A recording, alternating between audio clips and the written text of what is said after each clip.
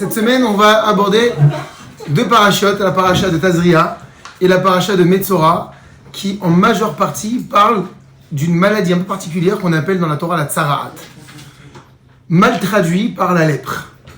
En fait, la tsaraat, c'est une maladie, entre guillemets, physique, mais dont les causes sont spirituelles. La Torah le dira cette semaine, dans la paracha de Tazria, Adam qui est Berbessaro, lorsqu'un homme verra apparaître sur sa chair. Alors ici, quand on dit lorsqu'un homme, c'est un homme ou une femme. Un individu.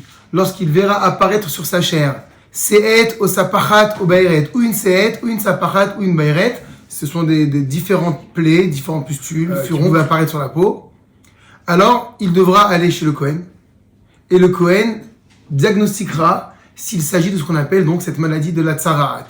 S'il s'agit de la tsaraat, cet homme devait immédiatement être mis en quarantaine, être exclu du camp des enfants d'Israël pendant un temps donné, et il y avait tout un processus de purification pour lui permettre de réintégrer le peuple. On a traduit par lèpre parce que c'est ce qui se rapproche le plus de cette maladie de la peau. C'était une maladie de la peau, mais encore une fois, donc comme je le disais, vous me permettez de faire la transition, dont la cause était spirituelle. C'est-à-dire que la cause était spirituelle. Qui était frappé de la lèpre? Donc c'était une maladie divine. Toute personne qui s'était rendue coupable de la Lashon Hara. Le Lashon Hara, en français, en mot français, la langue du mal. La médisance. Et de façon globale, générique, la médisance. Donc le Lashon Hara, qu'est-ce que c'est le Lashon Hara qu'on traduit effectivement par médisance? C'est toute vérité que l'on a dit sur une personne, que l'on a propagée, que l'on a divulguée sur une personne, qui lui porte préjudice. Donc c'est pas un mensonge le Lashon Hara. Le Lashon Hara, c'est une vérité. On parle de quelqu'un, il a volé, il a menti, il a fait ci, il a fait ça. C'est se rendre coupable du Lashon Hara. À l'époque du Beth Amikdash, là ici on va parler de l'histoire à l'époque de Moshe, dans le désert, dès lors qu'une personne se rendait coupable de Lashon Hara, il y avait des signaux qui alertaient sa faute. Des petites taches qui apparaissaient sur son corps. D'abord, en réalité, des petites taches qui apparaissaient sur les murs de la maison. C'était pas de la moisissure. C'est des taches bien particulières qui sont déterminées, définies dans la Torah. Puis s'il persistait dans son Lashon Hara, alors les taches touchaient le vêtement qu'il portait. Et s'il continuait, alors là, c'est là que les taches touchaient sa peau, et le diagnostic devait être réalisé par le Kohen, pour savoir que fallait-il faire, suivant la taille de la peau, suivant l'ancrage parce que c'était des taches de réelle couleur blanche, suivant la teinte de blanc, plus ou moins blanc, quelle couleur avaient été les poils, donc c'est vraiment très particulier. Et donc toute personne coupable de la Lashon Hara était frappée par la tsaraat. Voilà, en gros, l'introduction nécessaire pour ce cours. Et les deux parachutes que nous allons lire cette semaine traitent de ce concept incroyable qu'on appelle la tsaraat. Il est étonnant de voir que la tsaraat ne touchait pas les non-juifs. On a dit quelle est la cause qui détermine la tsaraat, quelle est la cause qui justement génère cette maladie incroyable divine, c'est le Lashon Hara. Mais pourtant, toutes les nations du monde font du Lashon Hara aussi. Il n'y a pas que les enfants d'Israël qui font du Lashon Hara. La question que les sages posent, parmi eux un maître qui s'appelle Rabbi Shlomo Gansrind, mais il y a beaucoup d'autres, comment se fait-il que seuls les enfants d'Israël, seuls les Juifs qui s'étaient rendus coupables de médisance contractaient la maladie de la tsaraat? Ce concept n'existe pas chez les non-juifs. Alors maintenant, on va arriver, le Talmud va dire quelque chose d'intéressant et de choquant. D'où le thème de ce soir.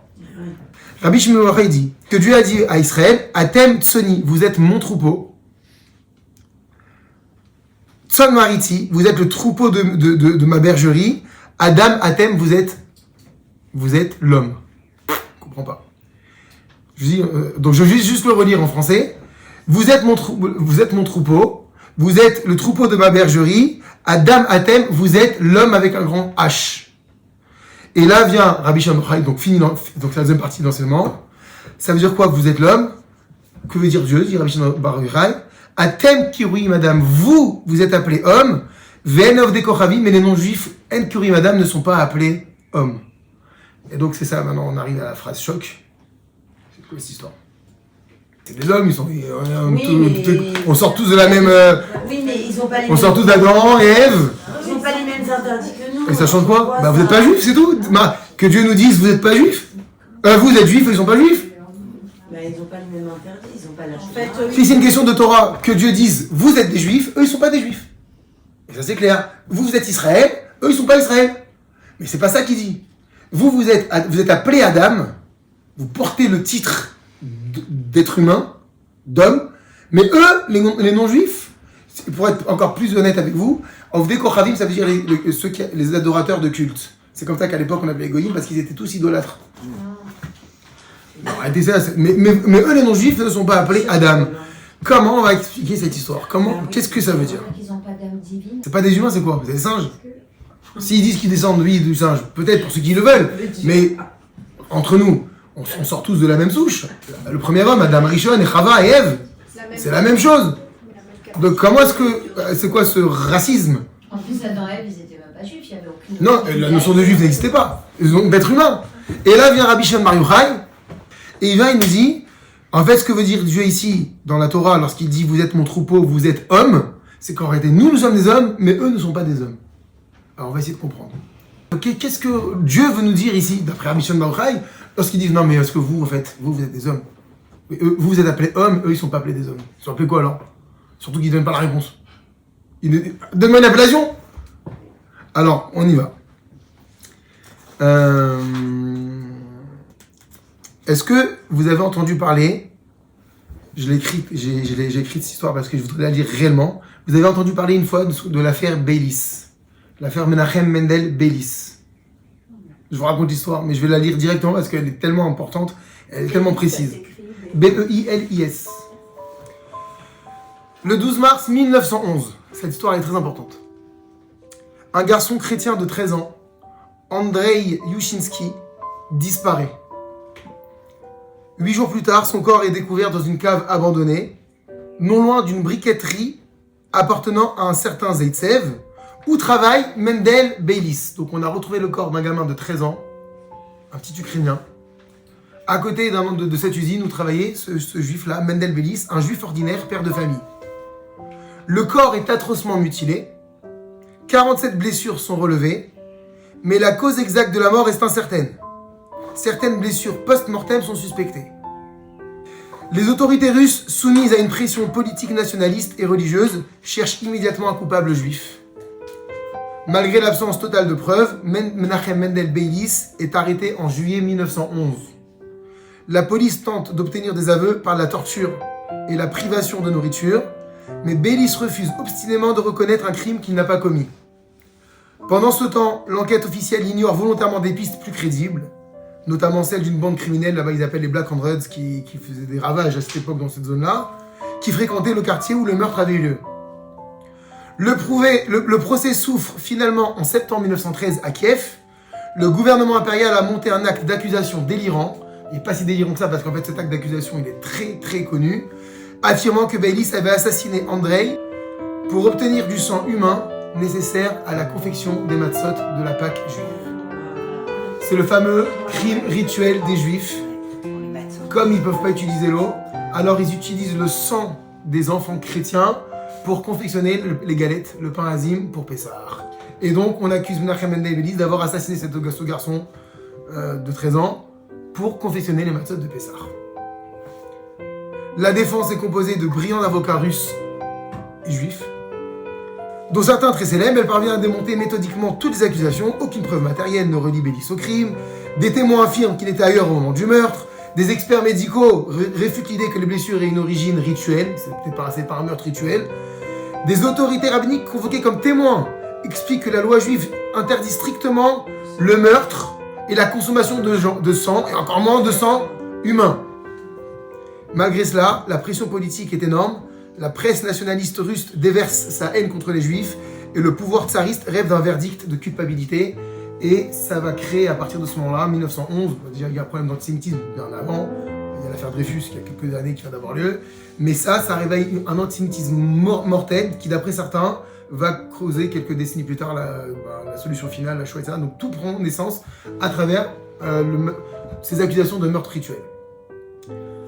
Une fois qu'on a dit ça, et donc voilà Menachem Beilis qui est en prison, si on appelle ça des prisons, que se passe-t-il?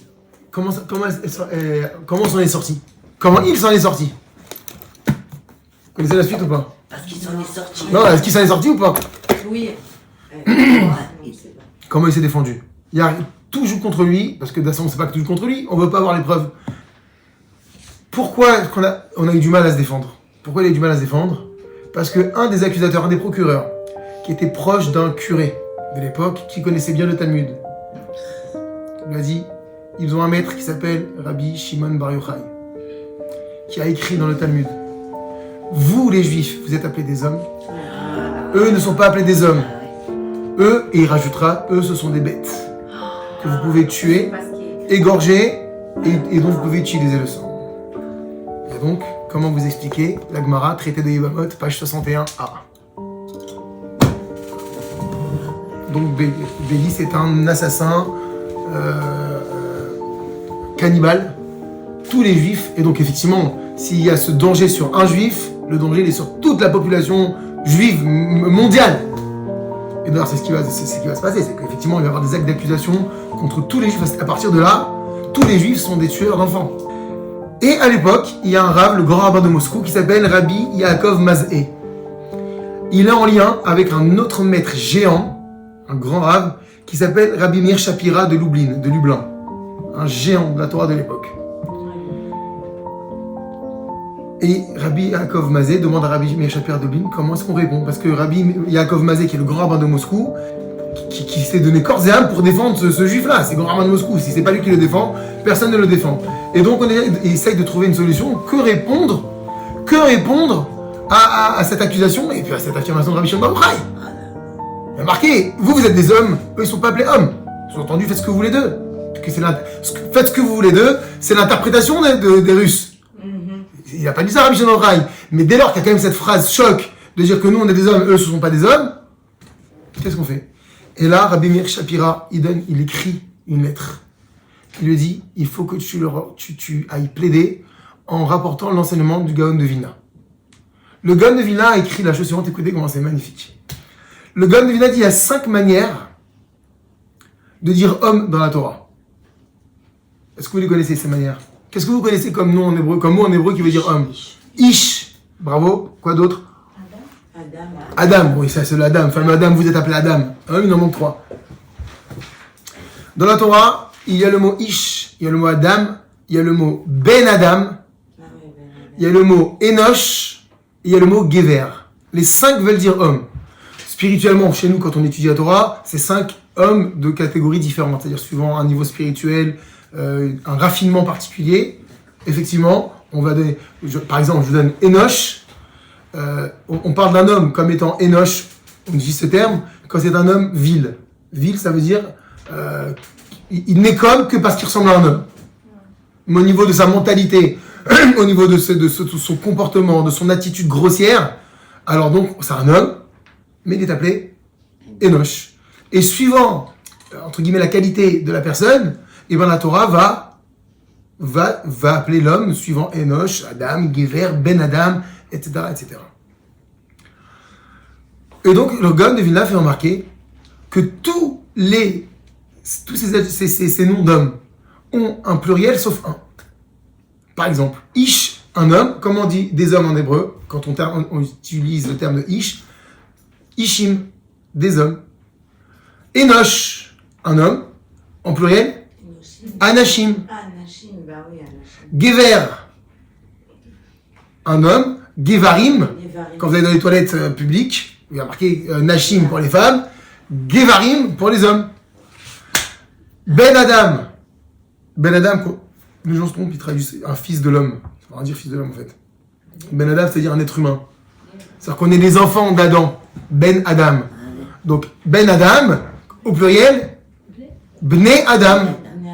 Mais par contre, Adam tout seul, il n'y a pas de pluriel. Il n'y a pas Adamim. C'est un homme. Il n'y a pas de pluriel. Et là même le Rav ne comprend plus. C'est vrai, j'ai jamais remarqué qu'il y a un homme, Adam, mais on ne peut pas dire des Adamim. Ça n'existe pas. Alors, le Gaon de Vilna, c'est de comprendre pourquoi le concept de Adam n'existe pas en pluriel. Et il y a un autre mot qui n'a pas de pluriel dans la Torah. C'est le mot tson, troupeau. En français, un troupeau. Au pluriel, des troupeaux avec un X. Et bien en hébreu, un troupeau, tson, des troupeaux, tson. Et je vous rappelle un petit peu quel était le verset qu'avait rapporté Rabbi Shimon Bar Yochai, vous êtes mon troupeau. Pourquoi il nous a parlé de troupeau? Donc après il a dit vous êtes hommes. Alors quoi, on est des animaux ou on est des troupeaux? Ou on est des hommes. Donc vous voyez bien que même dans... Donc c'est qui se cache, bonsoir. C'est qu'il se cache quelque chose dans cet enseignement de Rabbi Akiva, de Rabbi Shimon Bar Yochai, où il nous appelait hommes, et malgré tout, il a quand même utilisé le terme de troupeau. Oui. Un troupeau aussi, bon, est-ce que c'est élogieux d'être un troupeau? J'en sais rien, moi. Alors, qu'est-ce qu'il essaie de l'expliquer à travers ça, le Gaon de Vilna? Alors, il lit la lettre, il dit, c'est vrai, il y a 5 façons de dire homme, 4 qui sont communes à tous, avec un singulier, un pluriel. Le mot Adam n'a pas de pluriel. Donc, c'est que le terme de Adam, il a quelque chose. C'est qu'en réalité, dit le Gaon de Vilna, quand Rabbi Shimon Bar Yochai dit que vous êtes appelés hommes, les juifs, eux, ils ne sont pas appelés hommes, ça ne veut pas dire que les autres, c'est des fruits, des légumes ou des animaux. C'est pas ça que ça veut dire. C'est que le juif a une particularité que l'autre nation, ou que les autres nations n'ont jamais eu, n'ont pas et n'auront jamais. Et cette spécificité-là, on va le comprendre pourquoi, font que le juif s'appelle Adam, mais les autres ne s'appellent pas Adam. Donc on n'est pas dans l'histoire de sous-homme. Mais le qualificatif d'Adam, et je vais vous l'expliquer maintenant, le qualificatif d'Adam ne peut pas marcher avec un homme qui n'est pas juif, une personne qui n'est pas juive. Pourquoi? Et là, il va expliquer. Voilà que le Rav de Moscou, qui comprend maintenant dans l'enseignement quelque chose qu'il va dévoiler, il va voir l'avocat de Bélis qui s'appelle Israël Grosenberg. Il explique, et voilà que Grosenberg, il vient devant les juges, et il leur dit, dites-moi, Kvod HaShofet, votre honneur. Je peux vous poser une question et vous me répondez sincèrement? Il lui dit bien sûr. Il lui dit, est-ce que vous savez que dans l'immeuble à côté duquel vous vivez, il y a une veuve russe, qui vient de perdre son mari. Son mari a perdu la vie dans un accident très récemment et il l'a laissée seule avec 4 enfants. Vous êtes au courant? Ils sont orphelins, ils rencontrent des difficultés monumentales de parnassa, donc de subsistance, de santé, dû au froid également, puisqu'on est en Russie. Et est-ce que vous savez si quelqu'un s'est intéressé à elle? Alors, il ne lui dit pas, pour te répondre franchement, vous êtes quelqu'un de sérieux. J'avais même pas eu vent qu'il y avait une de mes voisines qui avait perdu son mari. Alors, il lui dit non, je suis pas au courant. Et ça s'est passé quand? C'est passé il y a 2 semaines. J'ai dit, votre voisine. Et là, que fait l'avocat? Il prend sa petite serviette, il sort 3 journaux. Un journal, qui a été écrit à Varsovie. Un journal de la même date, qui provient de New York, et un autre de Jérusalem. Il dit, regardez le titre ici. Regardez le titre ici, et regardez le titre ici. Et qu'est-ce qu'il avait écrit? Un de nos frères juifs, Menachem Bélis, en difficulté dans un procès infect en Russie. Et dans tous les journaux, il est rapporté que tous les juifs aujourd'hui, de la date où je suis en train de vous parler, puisque c'est le verdict, tous les juifs aujourd'hui du monde sont en train de jeûner pour cet homme qui est en train de connaître un moment catastrophique. Lui, sa femme et ses enfants. Alors où ils vont venir? On peut dire que l'air, ça n'intéresse pas, donc c'est pas des hommes. Où ils vont venir? Alors non, attends. Où ils vont venir? Qu'est-ce que c'est un homme? Un homme, c'est un... Alors un homme, c'est un être. Un homme, c'est une entité. C'est un corps entier. Si je lui coupe le bras, l'autre main ne peut pas dire moi j'ai pas mal. C'est ce que va dire Grosenberg. Nous, quand Rabbi Shimon Bar Yochai dit qu'on est appelé homme et que vous n'êtes pas appelés hommes, ça veut dire que nous, on a une sensibilité tellement puissante qui nous relie les uns les autres, même à travers le monde, alors qu'on ne se connaît pas, qui fait que c'est comparable à un doigt qu'on a coupé d'un être humain et dont tout le corps souffre. Mais vous, quand il y a un parmi vous qui souffre, s'il y a un Sri Lankais qui souffre, est-ce que l'Australien il va souffrir? S'il y a un Australien qui souffre en Australie, est-ce que l'Australien qui est en France ressent la peine et la souffrance? Donc à ce niveau-là, vous n'êtes pas comparable à l'image que représente le corps humain. C'est là que vient dire Rabbi Shimon Bar Yochai, vous êtes appelé homme, et pourquoi, on comprend pourquoi maintenant le terme de Adam n'a pas de pluriel. Parce que le terme d'Adam, l'homme, quand il est appelé Adam, ne peut représenter qu'une entité seule. Parce que s'il y a une autre entité, on ne parle plus de ce concept comment on va dire, plus que de complicité, de fusionnel, unique. Et donc, cette unicité, elle n'existe pas dans une autre nation sur terre autre que chez le juif. Que quand tu as un juif qui est en procès, tout le peuple juif va souffrir. Quand tu as un juif qui va se faire prendre en otage, tout le peuple juif va souffrir.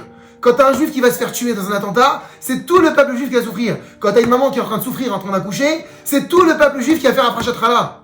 Mais pourtant, on ne la connaît pas, cette Madame Cohen qui est en train de souffrir sur sa table d'opération. Mais parce qu'on est appelé Adam, on est comme un corps. Si le corps, il a coupé un doigt, la main droite, elle va pas dire non, moi j'ai pas mal. C'est tout le corps qui souffre. Ce concept est propre uniquement au peuple d'Israël. Donc vient Rabbi Shimon Bar Yochai et dit, vous les gens d'Israël êtes appelés Adam, mais eux ne sont pas appelés Adam, ils vont être appelés Bnei Adam, des êtres humains. Il y a des êtres humains en Afrique du Nord, il y a des êtres humains en Europe de l'Est, il y a des êtres humains en Amérique du Sud, c'est la même race, c'est la même source, on fait partie des êtres humains, mais le concept de Adam ne peut pas, ne concerne pas une autre nation que la nation juive. Seule la nation juive, qui est empreinte de cette âme, de cette neshama qui était une partie de Dieu, comprend ce que c'est faire un seul et même bloc. Donc, Hachem, il a dit, vous êtes mon troupeau. Je ne peux pas envisager la vie sur terre s'il en manque un parmi vous. C'est comme dans le Sefer Torah. S'il manque une petite lettre, un petit peu coupée, tout le Sefer Torah, il est mort. Il est plus valable, il devient comme cette feuille de papier. Pour dire que ce qui fait l'identité du peuple d'Israël, c'est justement cette unicité qui ne s'explique pas. On ne peut pas l'expliquer. C'est intérieur. Et donc, voilà pourquoi eux, les enfants d'Israël, sont appelés Adam, parce que le terme de Adam, homme, ce terme-là par rapport aux autres, par rapport à la différence des 4 autres, c'est lui qui symbolise réellement cette plénitude parfaite qui fait que même si je tire un cheveu, l'orteil, il a mal. Mais ça, ce concept, les autres nations ne le connaissent pas. Donc Rabbi Shimon va venir enseigner, et c'est ça que dit Gaon de Vilna, quand il donne cette explication. Voilà pourquoi nous, dans le Talmud, c'est écrit qu'on est appelé homme, et que vous n'êtes pas appelés hommes. Il n'y a pas marqué que vous n'êtes pas des hommes. Vous n'êtes pas appelés hommes. Parce que pour être appelé un homme, il faut ressentir la douleur de l'autre homme de l'autre côté qui fait partie du même peuple que moi. Mais bien que vous fassiez partie du même peuple, vous ne ressentez pas cette souffrance. C'est un moyen de défense, c'est ça. C'est un moyen de défense. Et donc, justement, c'est ça qui va faire pencher la balance parce qu'ils vont voir cette réalité. Et grâce aux journaux. À New York, on ne s'est pas mis en cheville avec Varsovie pour écrire le même article, en tout cas la même teneur d'article. Et c'est qui leur dira ça, c'est juste 3 journaux que je vous ai sortis. Mais dans le monde entier aujourd'hui, les Bnei Israël ont déclaré un jour de jeûne et de, entre guillemets, de mortification et de deuil pour prier pour cet homme-là qu'on ne connaît pas. Parce que cet homme-là, Menachem Bélis, c'était pas un homme d'affaires ou quelqu'un de connu, de médiatique. C'était un homme qui travaillait dans une briqueterie. D'ailleurs, il a écrit ensuite un livre, parce que finalement, bon, il s'en est sorti. Il a écrit un livre qui s'appelle L'histoire de mes souffrances. Et il a fini un juif très pauvre. C'est-à-dire que ça ne l'a pas donné une autorité particulière. On a cette sensibilité innée de base, parce qu'on a en nous cette essentielle divine. Mais au-delà de ça, la Torah, elle nous paramètre, elle nous formate à ça. Quand quelqu'un il touche sa paye, et que la première chose qu'il doit faire avec sa paye, c'est donner 10% avant d'aller faire ses courses, c'est que Dieu nous oblige à voir d'abord l'autre. Donc, il s'avère que toutes les mitzvot, en réalité, elles ne concernent que cela. La première loi, la première halakha relative à la fête de Pessah, c'est quoi? C'était quoi la première alors, surtout qu'il y a la cachérisation, les matzot, première halakha, panier de Pessah. Quel rapport? Quel rapport? Parce que c'est inenvisageable d'entrer dans un Shabbat, d'entrer dans une fête, d'entrer dans Pessah, de célébrer le mariage de sa fille, le mariage de son fils, si on ne s'est pas assuré d'abord que celui qui fait partie de mon corps, lui aussi est bien. À quoi il réagit encore, Rabbi Akiva? Qu'est-ce qu'il dit? Il répond à un verset que Dieu a dit dans la Torah, dans le prophète Ézéchiel, chapitre 34, verset 31. Ve'atem tsonitson mariti, vous êtes mon troupeau, le troupeau de ma bergerie. Adam atem, vous êtes homme. Ani Elohechem, je suis votre Dieu. Neum Hashem Elohim, parole de l'éternel Dieu. Voilà. Donc dans le prophète Ézéchiel, chapitre 34, verset 31. C'est lui qui nous a dit ça. Et donc, mais on ne la comprend pas cette phrase à la lecture littérale. Ouais. On ne comprend pas c'est sur quoi vous êtes homme. C'est pour ça que Rabbi Shimon Bar Yochai vient dire non, vous êtes appelés hommes. Mais même vous êtes appelés hommes, on ne comprend pas. Pourquoi ils ne sont pas appelés des hommes? C'était toute l'histoire. C'est de là que les Rahamim, dont le Gaon de Vilna vient nous expliquer. Parce que le concept d'Adam fait référence à cette unité parfaite, que s'il lui manque un des membres, tout le corps, il souffre. On ne peut pas imaginer ça. Et cette réalité, elle est pleine et entière, uniquement chez le peuple juif. Je dis pas... Ah oui, alors qu'est-ce qui se passe dans ce cas-là? Ah, bien, merci. Attention, je dis pas que les autres nations ne ressentent pas forcément ça, mais ça n'a rien à voir. C'est-à-dire que s'ils se font amputer d'un bras, nous, on fera avec. Nous, on fera pas avec, il n'est pas question. On va aller chercher le bras. Ah, ils sont deux. Il y a 250 otages. Mais pour libérer 250 otages, il faut tuer 500 soldats, 1000 soldats, ou 10 000 soldats, et ben on y va. Parce qu'on peut pas imaginer qu'on a laissé un membre à nous. Et ça n'existe nulle part. D'ailleurs, pour parler des Russes, il y a eu une prise d'otage il y a 7-8 ans dans une banque russe. Les Russes, ils sont rentrés, ils ont tué tout le monde. Et les ravisseurs, et les otages. Et pourtant, on était à Moscou. Parce que, alors bon, c'est les Russes, je veux dire, c'est particulier. Et ben, qu'est-ce qui se passe quand il arrive quelque chose, une dissociation chez nous, lorsqu'il y a cette séparation? Mais on perd notre force première. Attaque antisémite. On nous rappelle qu'on est juif. On nous rappelle qu'on n'est qu'un. Qu'est-ce que le bonhomme, le gosse dans son campus aux États-Unis, ou en France, ou en Irlande, il a fait quand le 7 octobre a eu lieu? Bah, on te rappelle que tu fais partie d'un groupe. Dès lors qu'il y a une dissension, c'est le mot que je cherchais.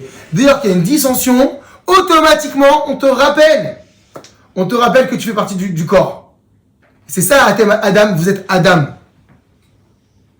Tu peux pas dire que le corps qui vit sans son bras, c'est un corps qui vit bien. Alors, dès que toi, tu as décidé de te défaire de ton bras, Hachem, il te rappelle que tu fais partie d'une entité, religieux, pas religieux, femme, homme, vieillard, enfant, il n'y a pas de distinction. L'autre nation te rappelle que tu fais partie. C'est ce qui s'est passé au moment de la Shoah, quand on a exterminé tout le monde. Ah, je n'explique pas, attention, je suis pas en train d'expliquer. Non, mais juifs, religieux ou pas religieux. Ceux qui n'étaient pas du tout religieux, ils ont retrouvé. Non, mais ça, dans toute l'histoire, depuis l'Égypte. Dans toute l'histoire depuis l'Égypte, on n'a jamais fait attention à la catégorie humaine que l'on essayait d'abattre. Mais les juifs qui se disent athées, Ouais, en fait, ils faisaient rien, quelqu'un ils qui étaient n'est pas assimilés. juif. Un juif, c'est un juif. Voilà. Qu'il soit athée ou pas. Je vais plus loin. Un juif qui se convertit au christianisme, il est juif. Bah oui, exactement. Donc c'est pas par rapport à ce qu'il ressent, ce qu'il pense, c'est son état. Il fait partie du corps. Et c'est ça que dit Rabbi Shimon Bar Yochai. Vous êtes, le concept de homme. Les nations n'ont pas ce concept d'homme. Je reviens maintenant à la question de base, parce que la question c'était par rapport aux lépreux. Pourquoi les non-juifs n'ont pas le concept de la lèpre? Et alors qu'est-ce qui se passait quand on faisait du Lashon Hara? Le bonhomme ou la bonne femme contractait la lèpre, et qu'est-ce qu'on faisait? On la dégageait. On l'isolait. On l'isolait. Pourquoi on l'isolait? Pourquoi on la sortait du camp? Pour lui montrer que ce que tu vas vivre maintenant, c'est pas normal. On est obligé de te montrer comme si tu faisais pas partie du corps. Le type, il se remettait en question. Pourquoi il se remettait en question? Parce que, en réalité, on va voir que c'est pas une punition, la lèpre. C'est comme dans toute la Torah, le concept de punition n'existe pas dans la Torah. C'est des moyens de réparer, c'est des alertes pour nous signaler. Réfléchissons à la médisance. Je suis là et je dis, t'as vu l'autre là-bas, là? Comment il vole? Tu sais qu'est-ce qu'il fait comme métier? Qu'est-ce que je fais en faisant ça en bas? Moi, j'ai rien gagné en plus. On parle dans son dos. Mais qu'est-ce que je fais? Je l'exclus. Obligatoire. Quand je fais de la médisance, je les ai dit, la médisance, c'est pas un mensonge. Hein. C'est une réalité. Ça, le mensonge, il porte un autre nom. On avait déjà étudié ça. Moti Shemra, faire sortir un mauvais renom sur une personne. C'est-à-dire qu'elle est bonne, elle a rien fait de mal. Et moi, je déblatère sur elle. C'est autre chose. Ça s'appelle pas la Lashon Hara. Ça fait partie de la famille du Lashon Hara, de la mauvaise langue. Mais le Lashon Hara pur, c'est une réalité, c'est une vérité que je mets en avant, qui concerne une personne. Maintenant, si j'analyse quelle va être la répercussion, c'est que toi, maintenant que je t'ai parlé de lui, tu le connaissais même pas. Hein. À chaque fois que tu vas le voir, Tu vas l'exclure à 100. celui-là, c'est un Et escroc. tout le monde avait... Escroc. Et donc, du coup, automatiquement, j'exclus la personne sur qui j'ai parlé. Alors, qu'est-ce qui se passait? Dieu faisait quoi? Il excluait la personne à travers la lèpre qui avait causé ce tort-là. Et il se retrouvait tout seul. Et qu'est-ce qu'il se disait? Je fais partie de l'ensemble, je fais pas partie de l'ensemble finalement, moi. Ah, mais tu t'es exclu toi-même en excluant les autres, tu t'es exclu. Quand tu exclus l'autre, qu'est-ce que tu dis? Tu fais pas partie du corps. à travers ton lashon hara sur la personne, tu es en train de dire finalement qu'il ne fait pas partie du corpus du Ham Israël, puisque la preuve, c'est que tu te permets de le dénigrer, de le mépriser, au point où effectivement, il va se sentir mis au banc de la société, et donc du coup, tu l'as sorti du corps. Donc il fait pas partie du peuple. Alors, que fait Hachem pour que le bonhomme se mette à réfléchir, à réaliser une introspection, à se repentir, à faire teshuva? On le met dans les mêmes conditions. Un pestiféré, voilà d'où vient le mot pestiféré. On le prend, on le met en quarantaine, il va réfléchir. Parce que lui, il sait très bien qu'il fait partie du peuple, lui, le pauvre. Enfin, quand même le pauvre, il souffle, hein. Il va réfléchir à ses actes. Et une fois qu'il a bien réfléchi à ses actes, il retourne voir le Kohen et le Kohen va analyser. Alors, t'as fait tes choix, t'as compris comment c'est grave ce que t'as fait? Qu'on fait tous partie du même peuple, du même corps. Mais nous, ça on le comprend. Mais le non-juif, le concept de Adam, il ne le comprend pas dans sa globalité, ni dans sa globalité, et ni dans son identité pleine. Donc, le concept de lépreux ne lui parle pas. Donc, un gars qui faisait du lashon hara, il pouvait pas contracter la lèpre. Parce que la lèpre a pour but de remettre en fonction la plénitude du corps juif. Mais comme le non-juif ne peut pas, peut admettre au niveau intellectuel, mais au niveau interne, intérieur, sensible, et je dis pas que, encore vous avez raison Peggy, bien sûr que il y a peut-être certainement quand même une émotion, un sentiment entre corréligionnaires, entre concitoyens, ou entre personnes membres du même peuple. Mais c'est pas plein à 100%, c'est pas à ce niveau-là.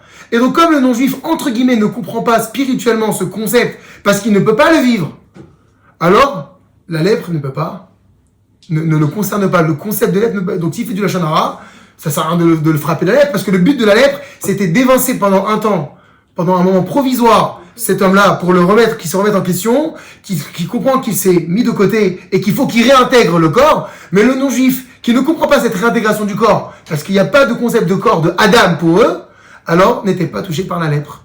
Voilà pourquoi la lèpre est une maladie, un virus 100% juif, parce qu'il a pour but de réparer cette séparation que l'homme a causée à travers la médisance. Il a démembré le corps humain en faisant la lashon hara sur un juif, il a démembré le corps d'Israël. Or Israël, c'est tout un même corps.